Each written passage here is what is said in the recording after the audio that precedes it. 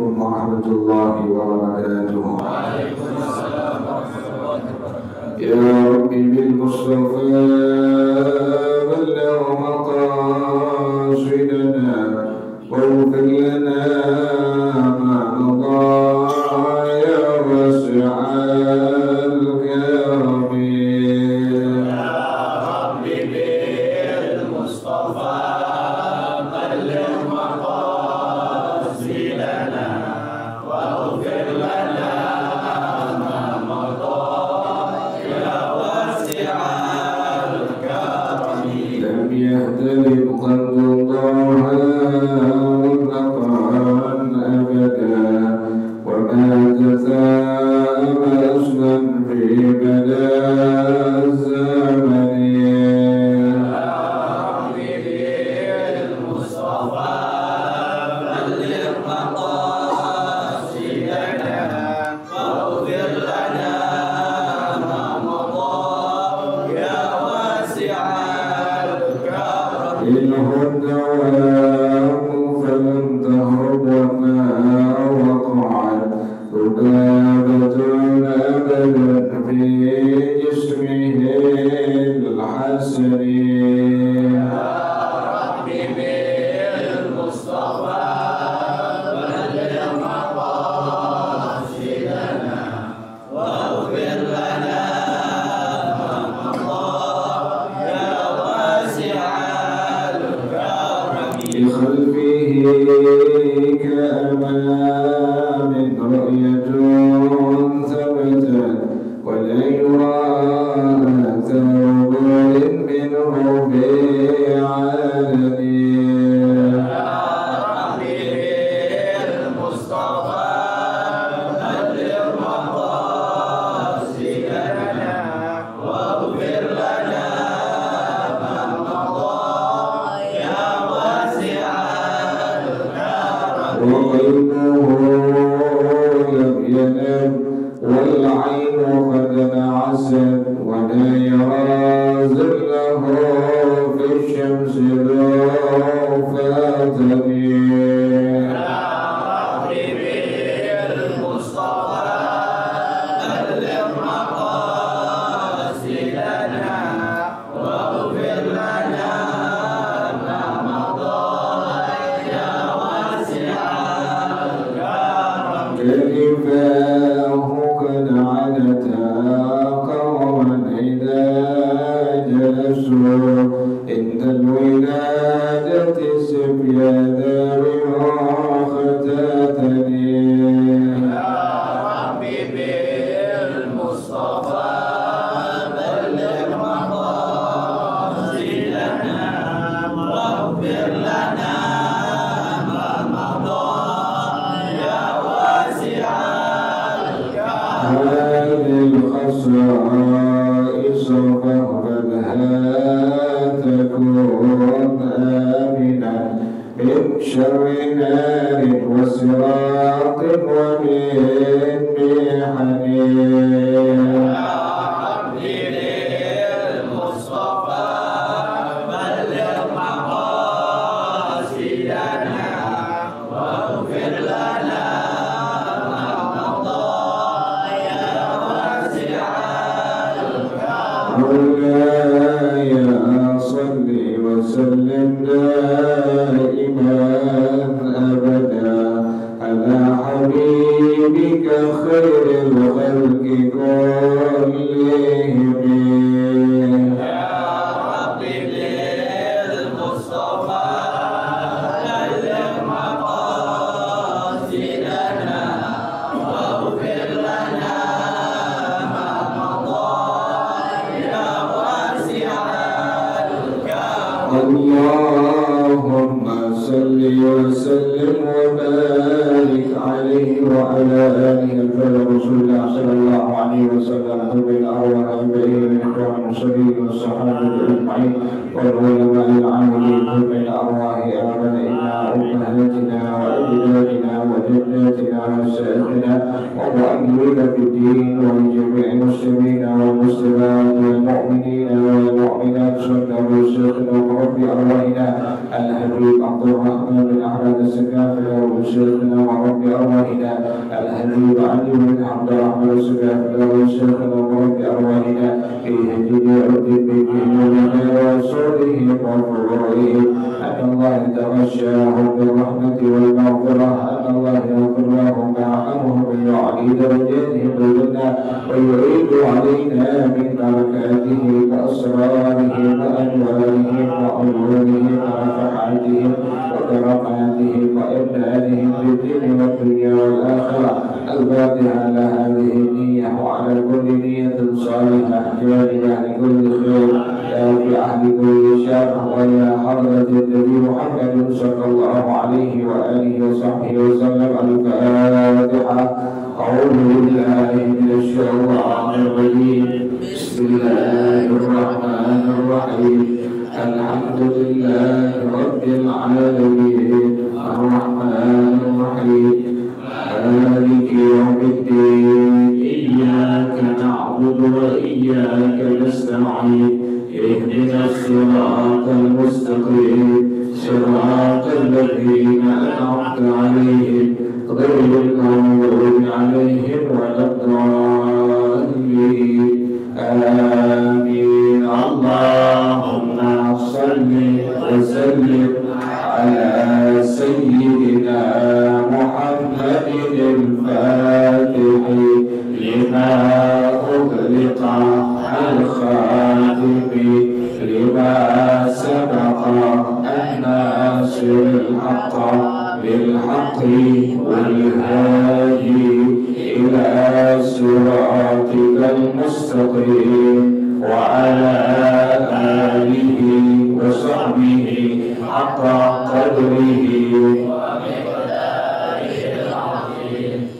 اللهم أخرجنا من ظلمات الوهم وأكرمنا بنار الفهم وافتح علينا بمعرفة العلم وحسن أخلاقنا بالحلم وسهل لنا أبواب فضلك وانشر علينا من خزائن رحمتك يا أرحم الراحمين. بسم الله الرحمن الرحيم. ولبعض أئمتنا رأي ثالث وهو اشتراط أشهد ومرادفها كأعلم فينبغي لكل من يسلم الاحتياط بأن يقول أشهد أن لا إله إلا الله وأشهد أن محمدا رسول الله.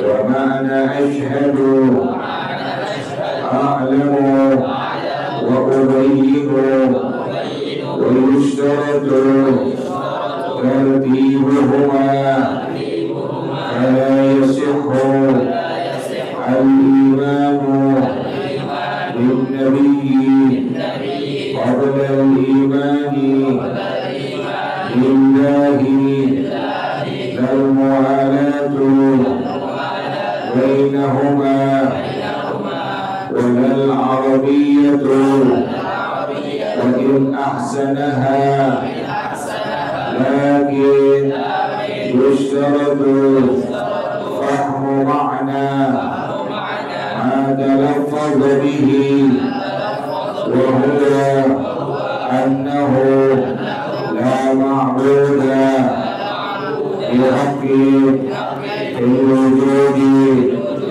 إلا الله المنفرد بالألوهية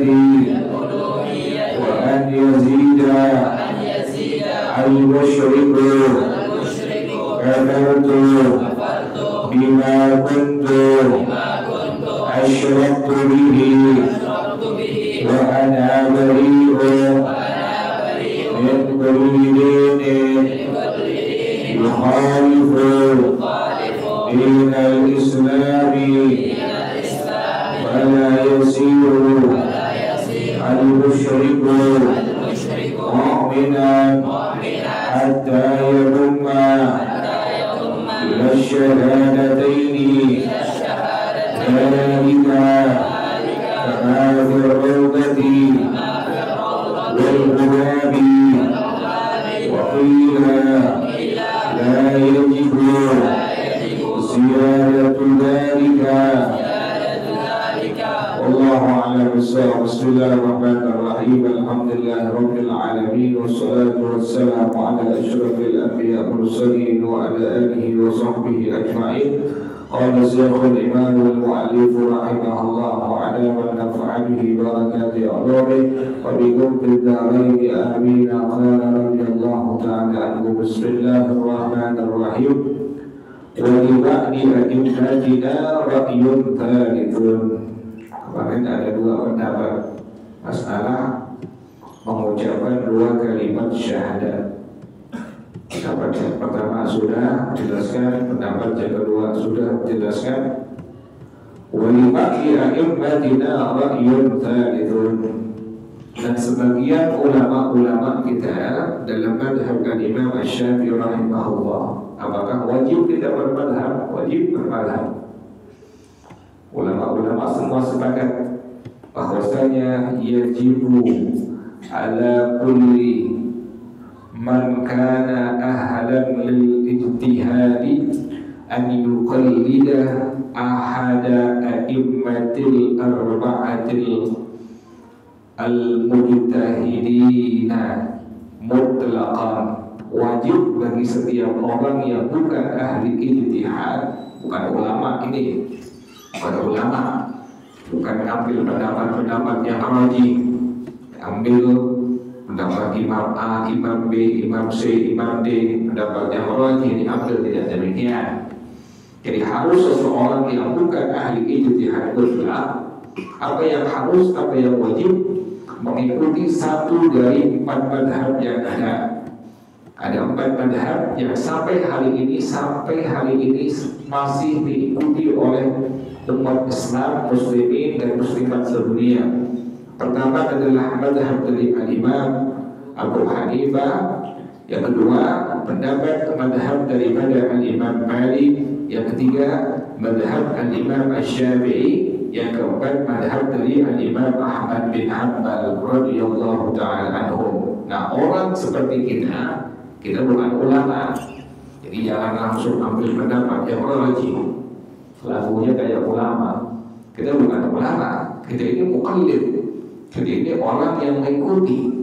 Wajib bagi kita orang yang demikian, yang bukan ahli ijtihad mutlak, untuk mengikuti satu dari 4 madhab yang ada tersebar seluruh dunia.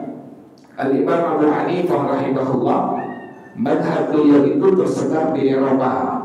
Jadi kalau kita ke Eropa, itu kebanyakan dari muslimin dan muslimat yang di sana bermadhab kepada madhab Imam Abu Hanifah. Imam Malik radhiyallahu ta'ala anhu banyak diikuti oleh muslimin dan muslimat di Afrika. Kemudian Imam Asy-Syafi'i radhiyallahu ta'ala anhu banyak diikuti di Asia, khususnya di Asia Tenggara, khusus lagi di Indonesia.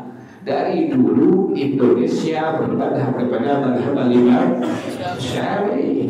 Jadi Anda, kamu yang bukan bermadhab kepada madhab Imam Syafi'i rahimahullah, jangan sekali-kali mengotak-ngatik setiap hal yang ada pada madhab Imam Syafi'i rahimahullah, sehingga terlalu berani, terlalu hebat, terlalu pintar, yang pada akhirnya di media sosial mereka sangat berani dengan ucapan-ucapan yang menyudutkan, bahkan menyalahkan pendapat-pendapat daripada Imam Syafi'i rahimahullah. Luar biasa.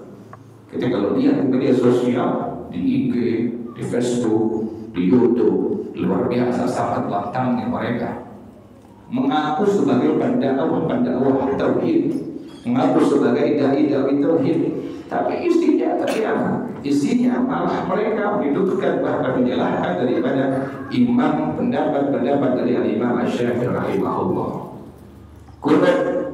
Kunut kan merupakan bagian dari pendapat siapa? Imam Asy-Syafi'i rahimahullah. Dibantah, disudutkan, disalahkan. Bahkan ada yang berani mengatakan orang yang membaca doa tersebut adalah ahli bid'ah. Allah, nanti bilang, pintaran siapa Anda? Pintaran siapa kamu? Pintaran siapa ente dengan Imam Asy-Syafi'i rahimahullah?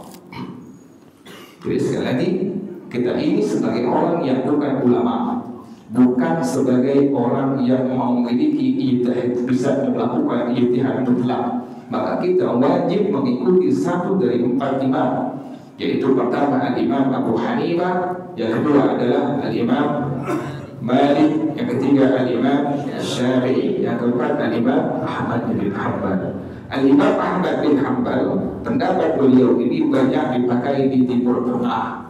Kalau kita ke Saudi Arabia, kalau kita ke Bahrain, kalau kita ke Qatar, itu mereka semua muslimin dan muslimat menggunakan bermadhab kepada pendapat daripada Imam Ahmad bin Hanbal radhiyallahu taala anhu.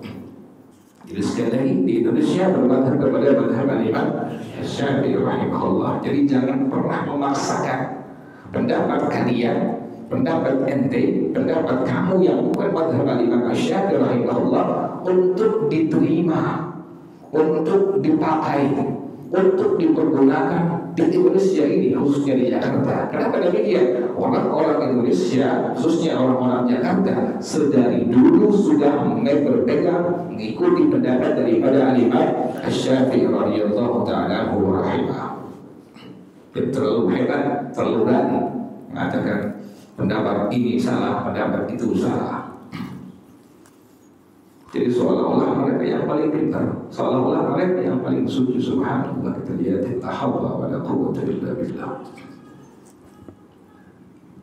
Jadi ini pendapat yang ketiga, yang merupakan pendapat daripada sebagian ulama dalam madhab Al-Imam Asy-Syafi'i rahimahullah. Apa pendapat yang ketiga ini?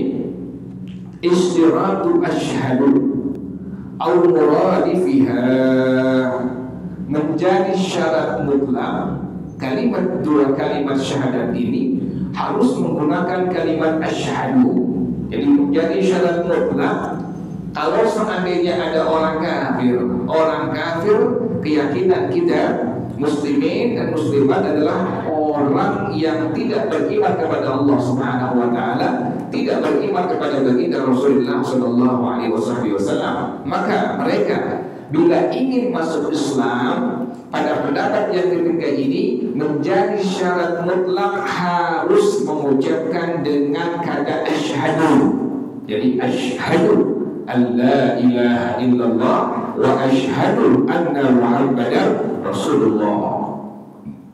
Atau dengan al-muradifiha, atau yang sinonimnya, contohnya ka'alamu seperti a'lamu. Jadi boleh menggunakan asyhadu an la ilaha illallah wa asyhadu anna Muhammadar Rasulullah, atau menggunakan kalimat a'lamu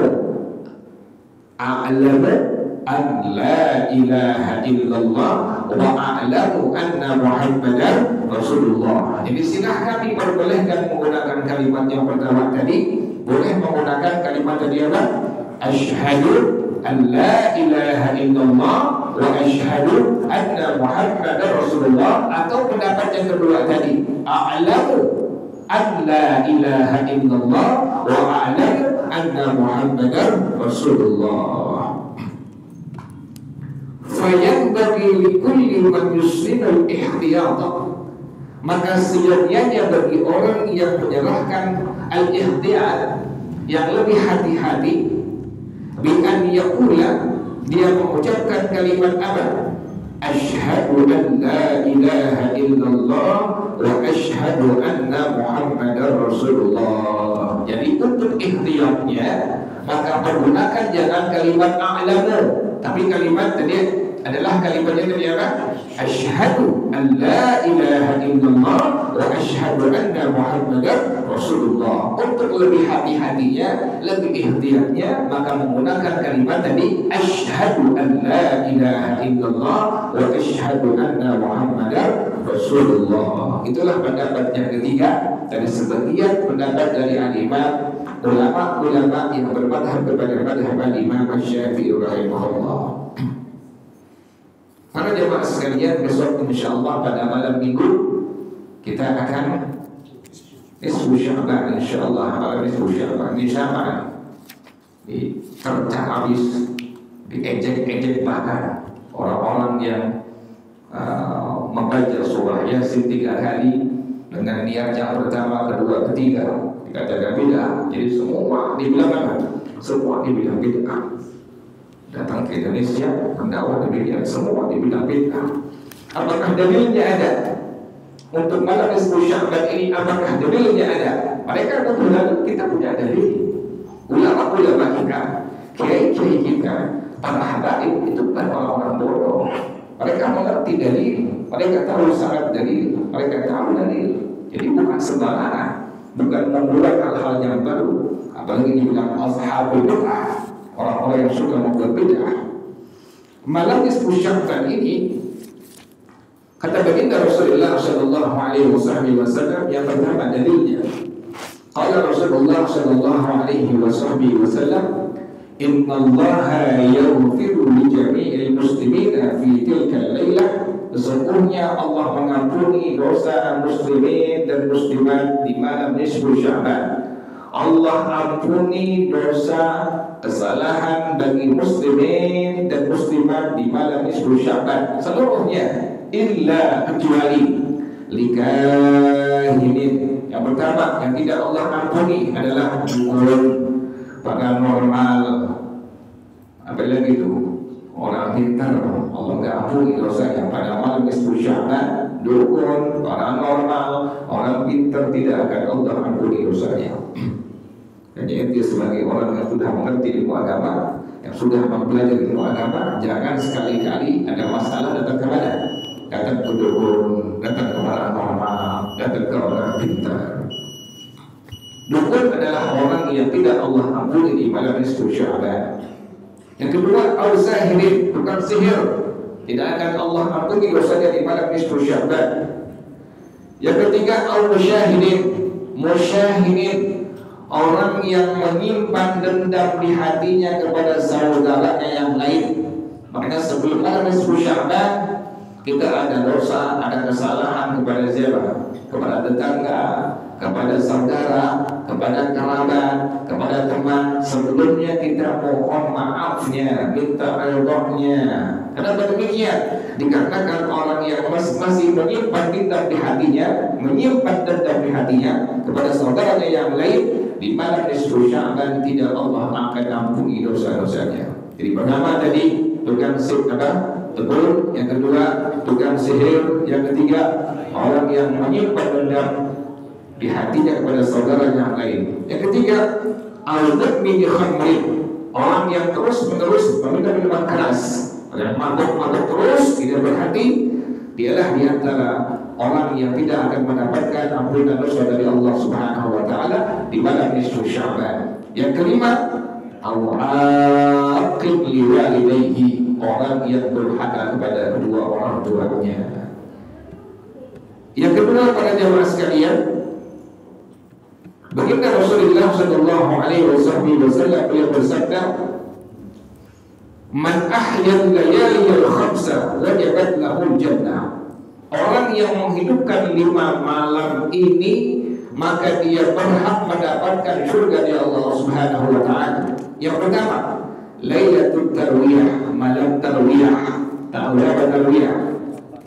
Tanggal Tarwiyah tanggal berapa Tarwiyah? Tanggal 8 bulan Zulhijjah. Kalau bulan-bulan yang Hijriah nggak tahu, nggak ngerti. Tapi kalau bulan-bulan yang Masehi tahu ya. Tarwiyah tanggal 8 bulan Zulhijjah. Walailatul Arafah, malam Arafah. Tanggal berapa Arafah? 9 Zulhijjah. Walailatul Nahar, malam tanggal 10 Zulhijjah. Jadi malam tanggal 8, kemudian malam tanggal 9, kemudian malam tanggal 10 bulan Zulhijjah. Walailatul Fitri, malam tanggal 1 Syawal, lebarannya paginya, malamnya, malam takbirannya itu merupakan bagi orang yang menghidupkannya berhak mendapatkan syurga Allah Subhanahu wa taala. Yang kelima, walailatul nisfi min Sya'ban, malam nisfu Sya'ban. 5 malam bagi orang yang menghidupkannya maka berhak dia mendapatkan syurga Allah Subhanahu wa taala. Yang ketiga dalilnya dari Sayyidina Abdullah bin Umar radhiyallahu taala anhuma, beliau mengatakan, khamsu layalin la yuraddu fihinna du'a'u. Ada 5 malam yang bila seorang hamba Allah Subhanahu wa taala berdoa pada ini 5 malam, maka doanya pasti akan dijabah oleh Allah Subhanahu wa taala. Yang pertama, Lailatul Jumu'ati, malam Jumat. Bila seorang hamba Allah berdoa pada malam Jumat, pasti Allah ijabah doanya.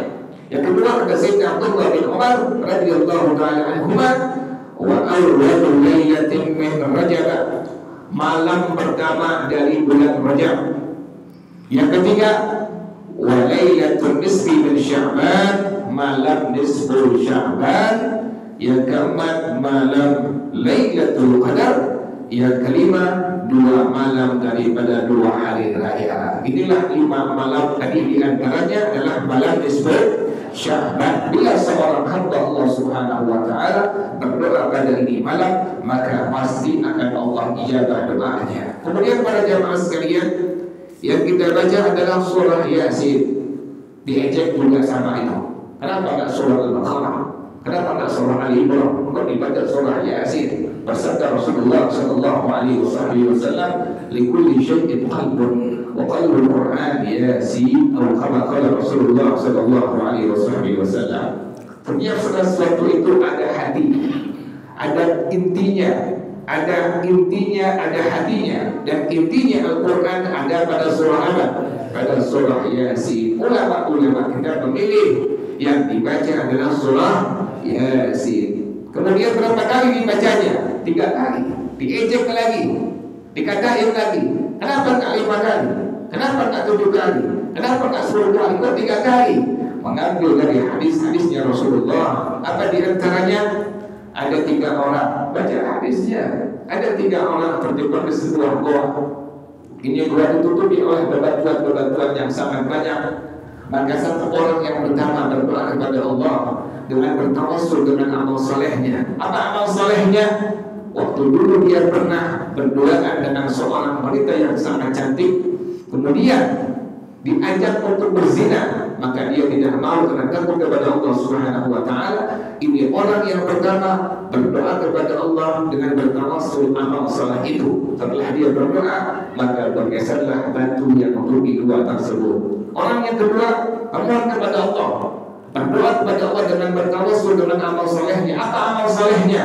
Amal solehnya adalah bila dia membeli susu, maka susu ini tidak akan boleh diminum oleh anaknya, istrinya sebelum orang tuanya minumnya. Maka dia mohon kepada Allah Subhanahu wa taala, berdoa dengan bertawassul dengan amal soleh tersebut. Orang yang ketiga bergeser lagi itu batu.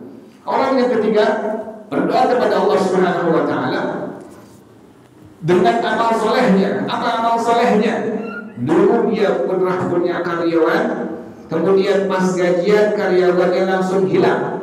Setelah berapa lama dia belikan kambing yang sangat banyak jumlahnya, berkembang biak. Setelah berapa lama, berapa tahun ini karyawannya kembali kepadanya, maka dia serahkan seluruh kambing-kambing yang jumlahnya sangat banyak tersebut. Maka dia mohon kepada Allah Subhanahu wa taala dengan bertawassul dengan amal soleh itu, maka terbukalah bebatuan yang menutupi gua tersebut, sehingga 3 orang ini terbebas dan keluar dari gua itu. Maka dasar inilah para ulama kita mengkias surah Yasinnya dibaca sebanyak 3 kali. Kan hukum ada Al-Quran, ada As-Sunnah, ada Ijma', ada ada qiyas. Ulama kita berqiyas, dibaca surah Yasinnya bukannya 5 kali tapi sebanyak 3 kali. Kemudian setelah baca surah Yasin ada baca doa yang dibaca di malam nisfu Sya'ban. Boleh satu orang membaca, yang lain mengikutinya, atau dengan cara satu orang membacanya, yang lain mengamalkannya. Apa doanya? Bismillah, Allahumma ya dzal manni wa la yumannu alaihi, ya dzal jalali wal ikram, ya dzal tawli wal in'am, terus sampai habis. Ini doa bagaimana? Keterangan dari para ulama, di antaranya Al-Imam As-Suyuti rahimahullah, beliau menjelaskan dalam kitab beliau Qatrul Manthur. Apa kata beliau? Bahwasanya ini doa dari sahabat Nabi Sayyidina Abdullah bin Mas'ud radhiyallahu taala anhu. Ia pernah mengatakan, "Ma da'a 'abdun bihadhihi da'awati illa wassa'allahu lahu fi ma'ishatihi."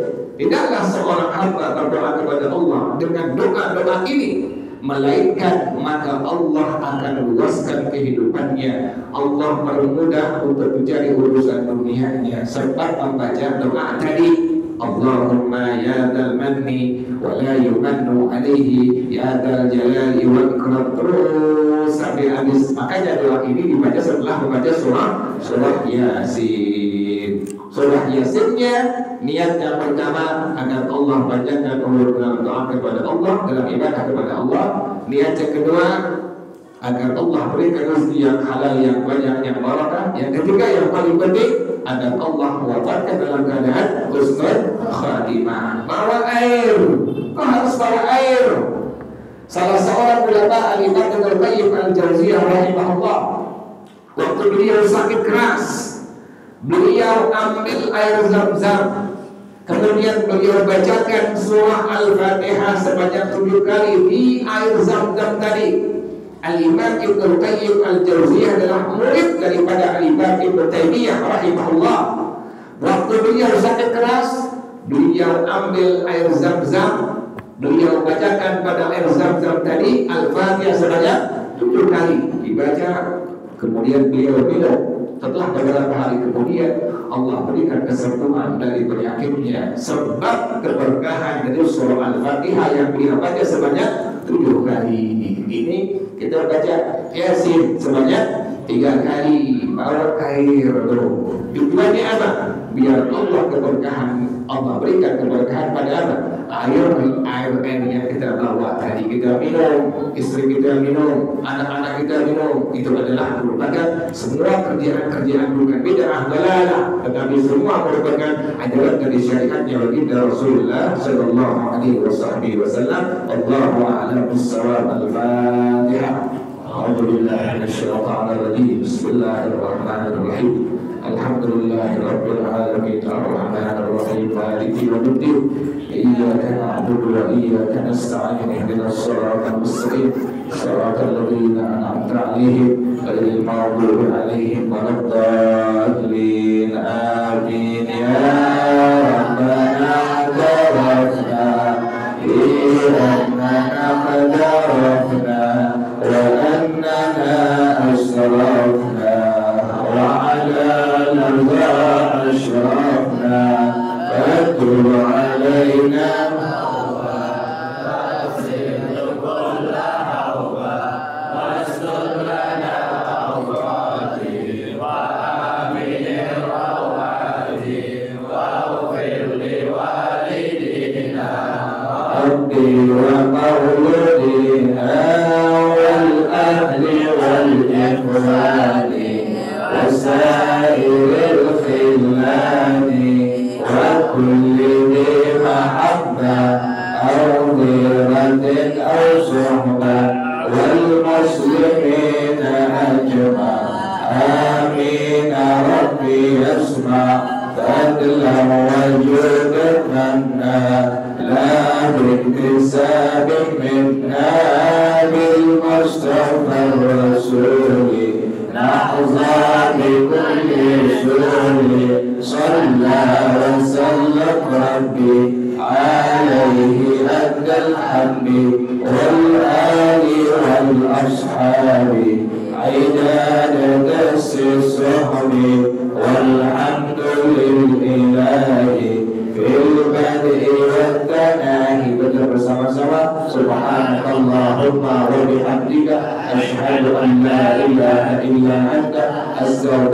وأتوب إليك. الحمد لله على نعم الله، الحمد لله.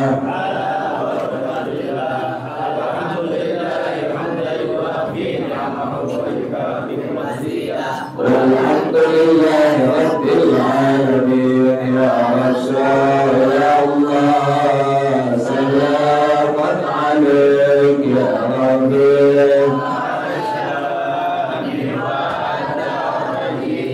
يا رسول الله سلام عليك يا ربيع الشام والدرج. يا رسول الله سلام عليك يا ربيع الشام والدرج. اللهم صل وسلم وبارك عليه وعلى آله. والسلام عليكم ورحمة الله وبركاته.